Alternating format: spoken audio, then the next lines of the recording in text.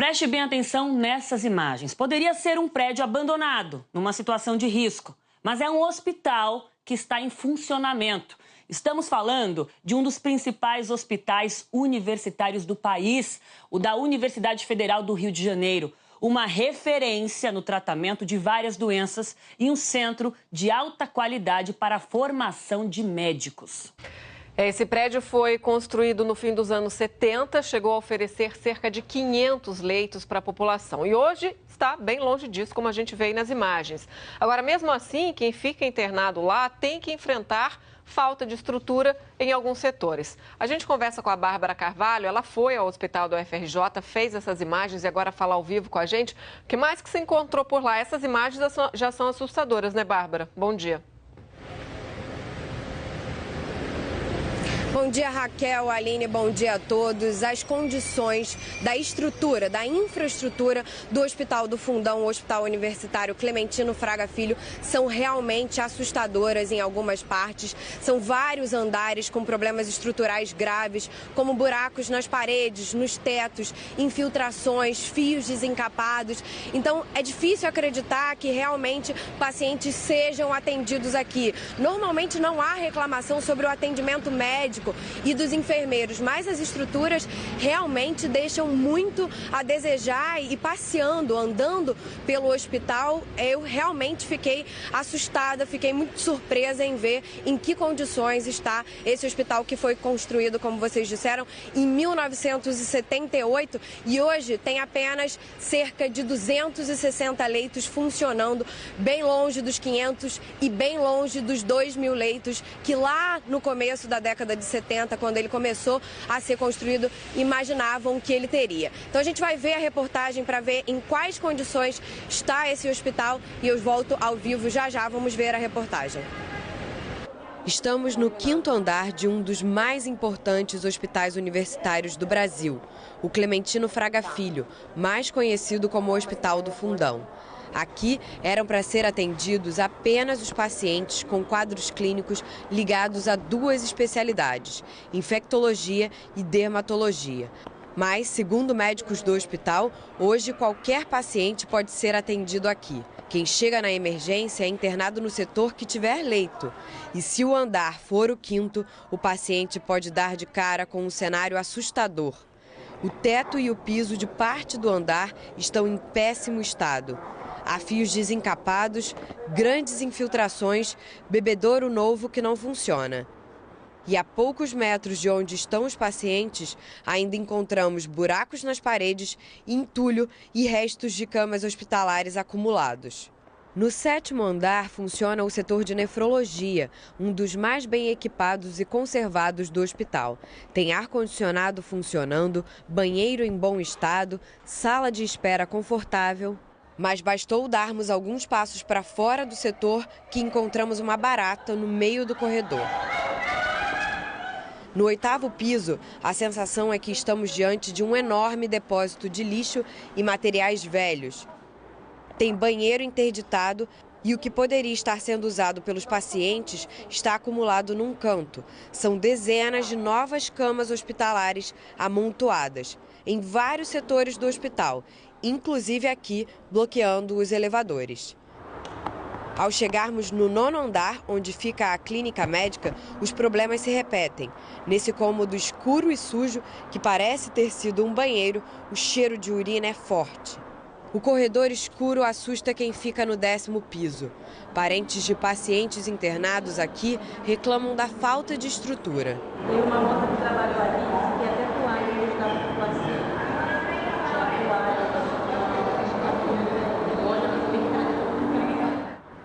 Subimos um andar e encontramos instalações intactas, sistema de oxigênio, pias novas. Esse é o 11º andar. Foi reformado e desde então está assim, abandonado. São incontáveis os problemas de infraestrutura no Hospital do Fundão. Na saída da unidade, ainda encontramos a escada rolante do subsolo para o 1º andar, sem funcionar, Um dos elevadores exclusivos para pacientes estava quebrado e essa paciente, que tinha acabado de receber alta, estava com um ventilador no colo. Ela passou tanto calor quando chegou ao hospital que acabou pedindo para o marido trazer o aparelho de casa. O primeiro dia foi assim, eu vim para ser atendida, no dia 1º. Chegou aqui tudo fechado. Que foi quarta de cinzas. Não, e também dia do aniversário do Rio de Janeiro. Foi mais por causa disso.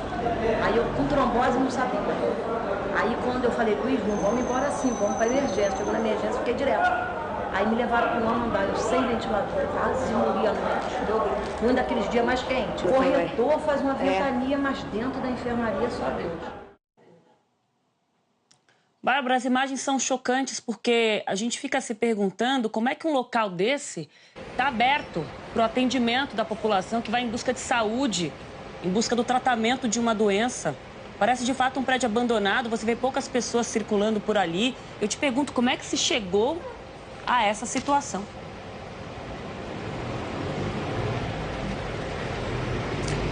Pois é, Aline, eu estou aqui ao lado do professor Eduardo Cortes, que é diretor do Hospital Universitário Clementino Fraga Filho, o Hospital do Fundão. Muito obrigada pela sua participação, diretor. A gente gostaria de saber por que o hospital está enfrentando tantos problemas estruturais. Eu conversei com vários pacientes, todos eles são unânimes em elogiar o atendimento médico dos enfermeiros, mas a estrutura, a gente vê, não tá adequada a um atendimento médico, né? Muito bom dia. Bom dia, a gente concorda com isso.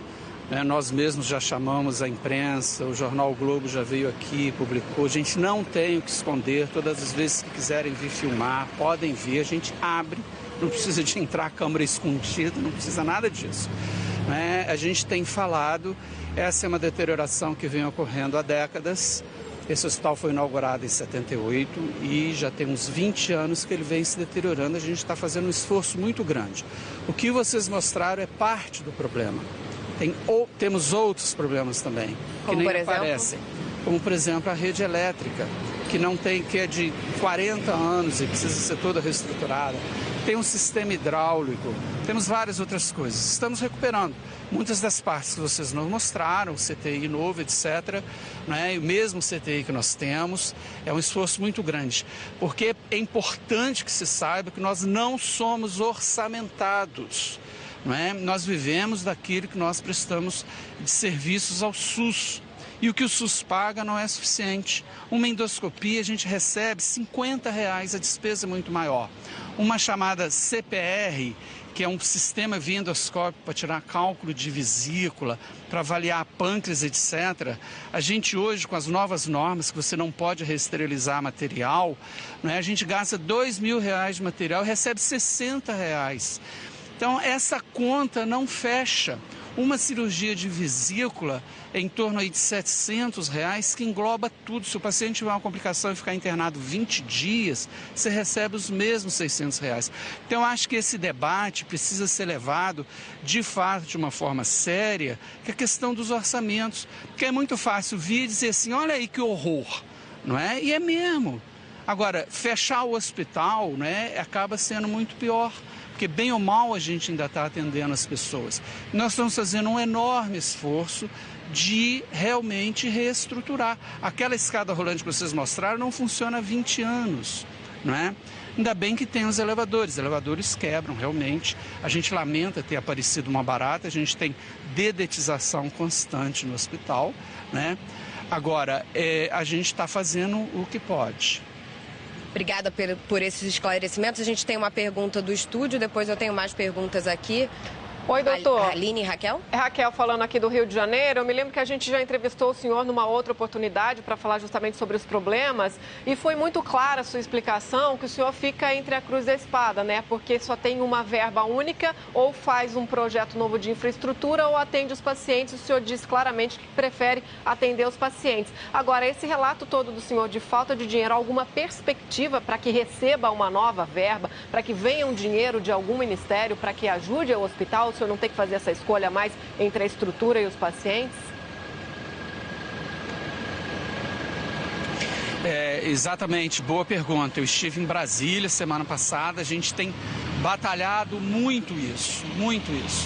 Agora, este hospital realmente, para ter um investimento, ontem a gente ainda fez uma reunião, analisamos os preços, para reformar todas essas coisas, essas enfermarias que realmente eu digo, é um horror, né? Fora os andares que vocês não mostraram. O 9º andar, por exemplo, está numa situação muito ruim também, de piso, de falta de climatização e etc. O 5º andar, que eu não cheguei a ver a reportagem, acho que vocês mostraram, pelo menos a gente já vai mudar para uma área toda renovada, com piso bom, etc.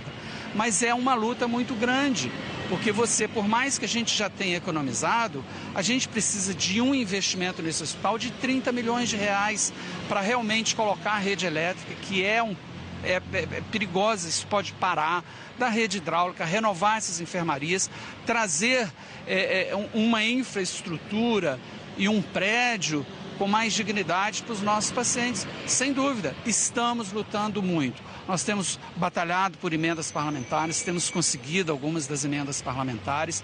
Agora, há muitos anos, não há um projeto do governo. Com a implosão, que nós perdemos os leitos e agora conseguimos fechar aquilo ali, podemos ampliar, isso foi em 2010 e nunca houve a recuperação dos 500 leitos do hospital. Eu acho que essa é uma dívida social e educacional que o governo tem com a Universidade Federal do Rio de Janeiro, com esse hospital. Porque além desse problema com os pacientes, a falta de 500 leitos tem comprometido, sim, a gente não nega isso, já vou escrever inclusive mais sobre isso, toda a formação de alunos da área de saúde no Rio de Janeiro. Este é o hospital que o Rio de Janeiro tem e que pode ser ampliado, porque nós já estivemos incluídos entre o 1º e 2º lugar no ensino na área de saúde no país. E a falta desse hospital realmente compromete isso. Eu acho que essa é uma luta de todo o Rio de Janeiro, a gente não nega os nossos problemas. Sim. Doutor Eduardo Cortes, a Aline falando aqui de São Paulo, o senhor falando aí sobre o comprometimento da formação dos futuros médicos do Brasil, né? A gente está falando de uma das maiores universidades públicas do país que formam tradicionalmente os médicos mais preparados para o país também. Eu me lembrei aqui de uma ocasião, há algumas semanas, alguns meses, na verdade, a edição das 10 entrevistou o diretor da UERJ, do Hospital Universitário da UERJ, que falava do mesmo problema, quanto isso tem comprometido a formação dos nossos médicos. E eu me lembro que na UERJ era algo assim, devastador imaginar que os próprios enfermeiros levavam papel higiênico, sabonete para os pacientes, porque nem dinheiro havia para esse tipo de coisa. Então eu queria perguntar para o senhor se, além dessa questão da infraestrutura que a gente viu, de paredes, portas em ruínas, paredes com buraco, insalubridade, barata andando pelos corredores, apesar da dedetização que o senhor também comentou aqui com a gente, que tipo de estrutura básica vocês acabam não tendo também, de atendimento, de material, para os pacientes que vêm buscar a ajuda de vocês aí no hospital?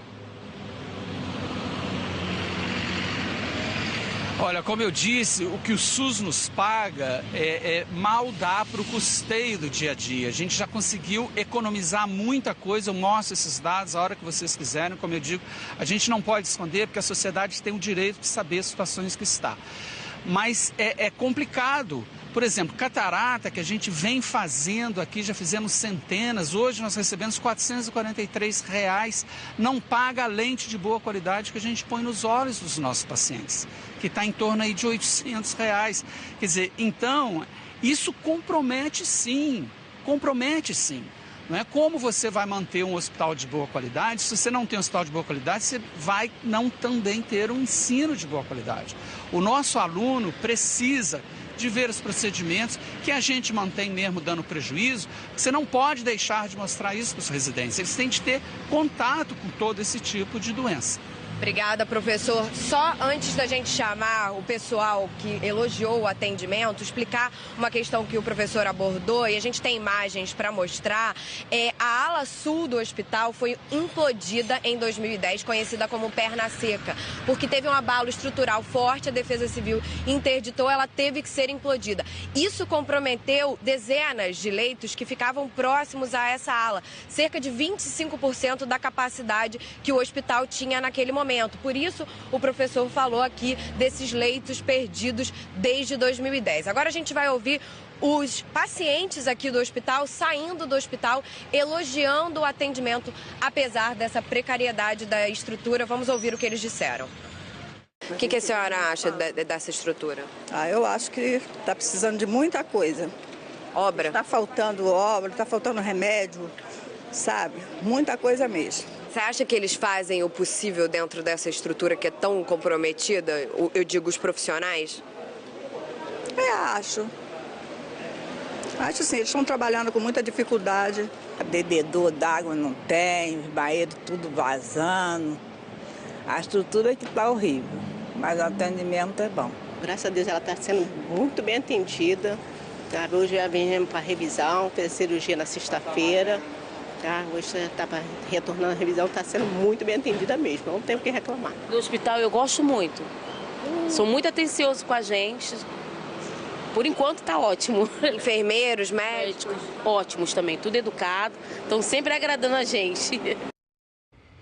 Bárbara, essas entrevistas comprovam, né, o que a gente estava falando, que a gente acabou de ver que apesar dos problemas de estrutura, que todo mundo reconhece, inclusive o diretor não nega, o hospital continua com um bom atendimento, né, o foco aí na atenção aos pacientes.